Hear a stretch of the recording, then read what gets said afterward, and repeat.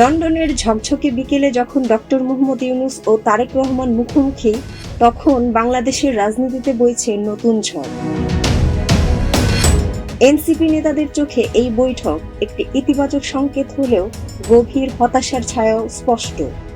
কেননা আলোচনায় গুরুত্ব পেয়েছে নির্বাচনের সম্ভাব্য তারিখ, কিন্তু পিছিয়ে গেছে সবচেয়ে জরুরি বিষয় জুলাই সনদ, বিচার ও মৌলিক সংস্কার।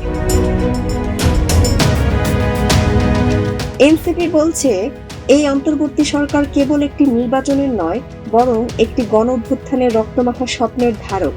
সেই স্বপ্ন যদি মুছে যায় শুধুই নির্বাচনের তারিখ নির্ধারণে, তাহলে সেটা শহীদদের আত্মত্যাগের সঙ্গে প্রতারণা। এনসিপির মুখ্য সমন্বয়ক নাসিরউদ্দিন পাটোয়ারীর অভিযোগ, একটি রাজনৈতিক দলকে খুশি করতেই কি এগিয়ে আনা হচ্ছে জাতীয় নির্বাচন? তাহলে কি জনগণের আশা ভরসার সঙ্গে প্রতারণা হচ্ছে?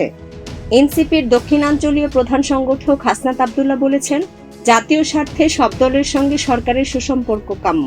তবে বৈঠকে নির্বাচনের তারিখ গুরুত্ব পেলেও বিচার ও সংস্কার ছিল অনুপস্থিত, যা হতাশাজনক। তার আরও স্পষ্ট বক্তব্য, এই সরকার শুধু নির্বাচন দিতে নয়, বরং অভ্যুত্থান ও জনগণের ত্যাগের ভিত্তিতে গঠিত। এটি জনগণের আশা আকাঙ্ক্ষার কাছে দায়বদ্ধ একটি অন্তর্বর্তীকালীন সরকার।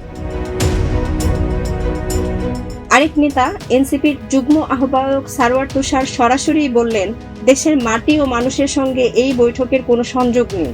বিচার সংস্কারহীন নির্বাচন মানে নতুন ফ্যাসিবাদের জন্ম। এই বৈঠকে যদি জুলাই সনদের ছায়াও না পড়ে, তাহলে এনসিপি নির্বাচনে অংশ নেবে না, এই হুঁশিয়ারিও এসেছে প্রকাশ্যে। অন্যদিকে এনসিপির রাজনীতি লিয়াজো প্রধান আরিফুল ইসলাম আবিব বলেন, সব রাজনৈতিক দলকে বাদ দিয়ে এক দলের সঙ্গে বৈঠকে বসা অভ্যুত্থানের চেতনাকেই প্রশ্নবিদ্ধ করে। আর নির্বাচন কমিশনের পক্ষপাতদুষ্ট আচরণ, তা নিয়েও রয়েছে ব্যাপক ক্ষোভ। এনসিপির মতে ইসি পুনর্গঠন ছাড়া যে কোনো নির্বাচনই হবে চেতনা বিরোধী।